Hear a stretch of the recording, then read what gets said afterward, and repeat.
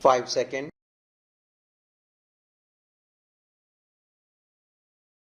Start. Mr.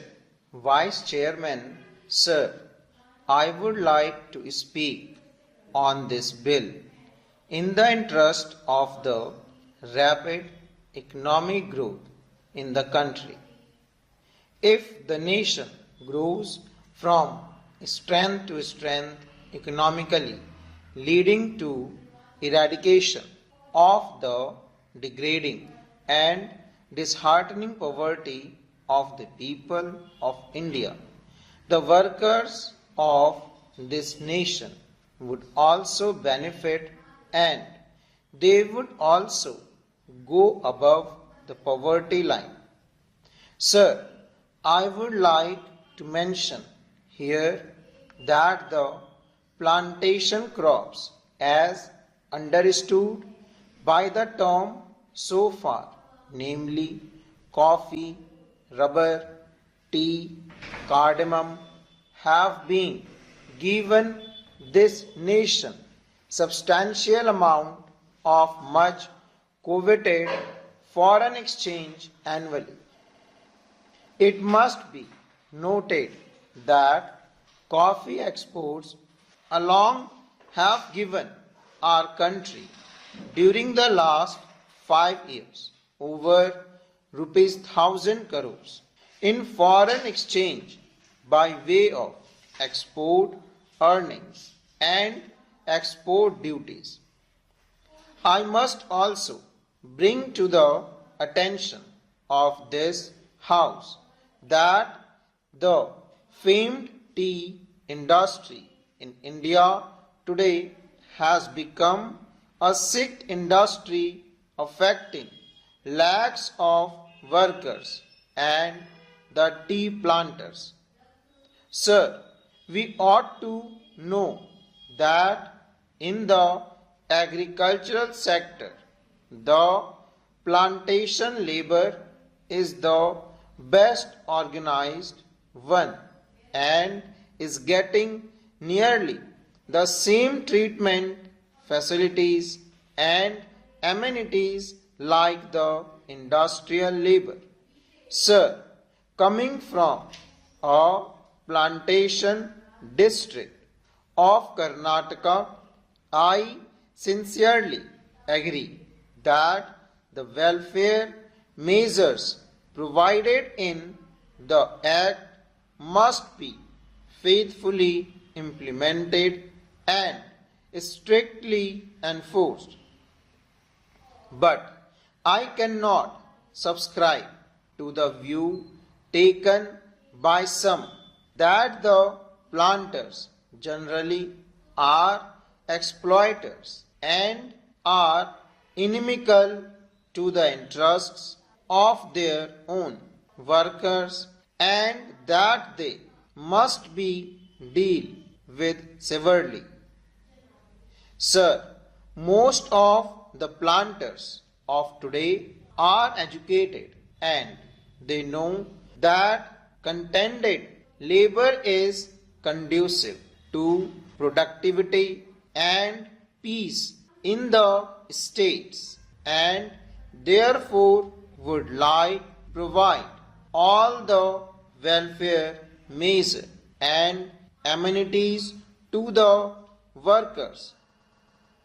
Sir, I would like to point out some of the very draconian, discriminatory and invidious urban directed amendments made in the Plantations Labor Amendment Bill 2013.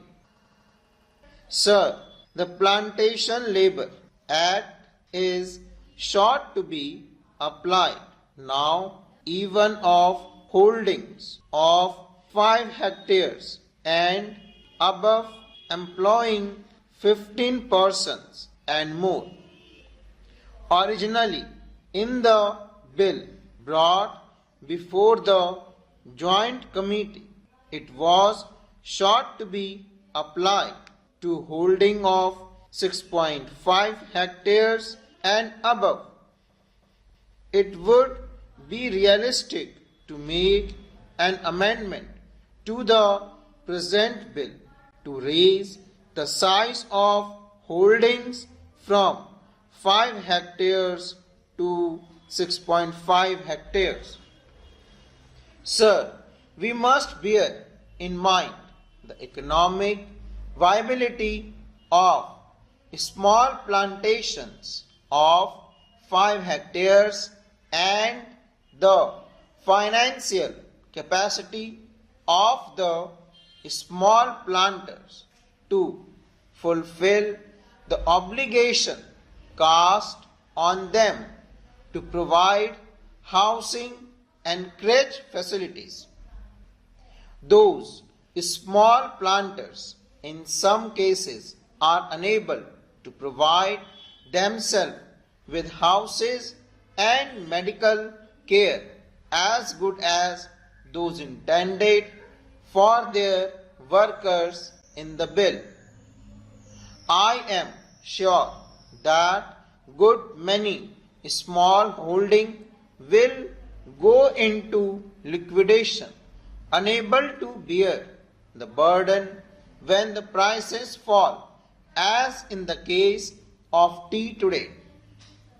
I would emphatically say that clause 13 is not only draconian but discriminatory, and it is most harsh and killing to the farming community of India, whose hands feed and clothe the people poor and rich. Sir, I strongly feel that the punishment with both compulsory fine and imprisonment is too severe for violation of welfare legislation covered by the Act. For economic reason and financial incapacity, the debt-ridden employer, particularly a small holder, may be unable to discharge the obligation, such as providing type design houses, crèches, medical facilities, etc.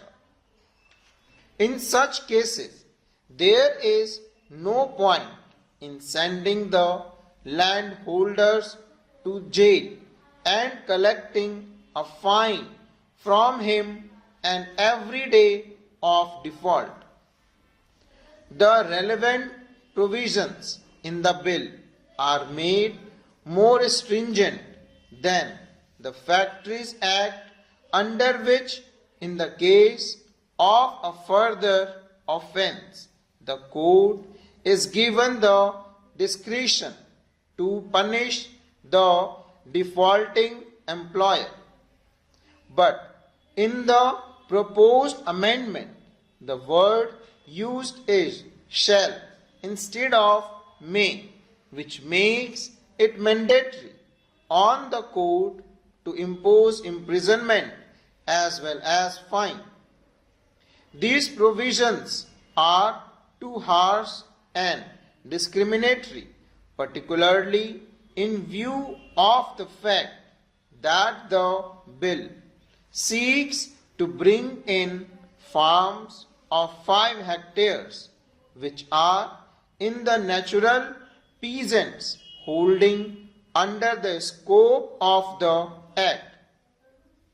Sir, I would like to ask the government of the people, for the people and by the people, in the name of the farmers of India, why it wants to treat a farmer as a criminal and to imprison for such an offence, while it does not do so for a factory owner of a city.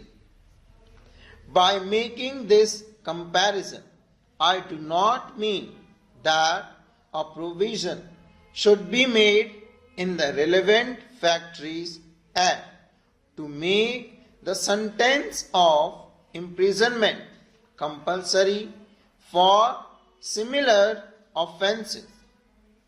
Let me make to clear that I am not speaking against the interests of the workers in the plantations. I am only speaking against the stringent and invidious measures which have been provided in the bill affecting the rural employers and the invidious laws enacted for them. Full stop.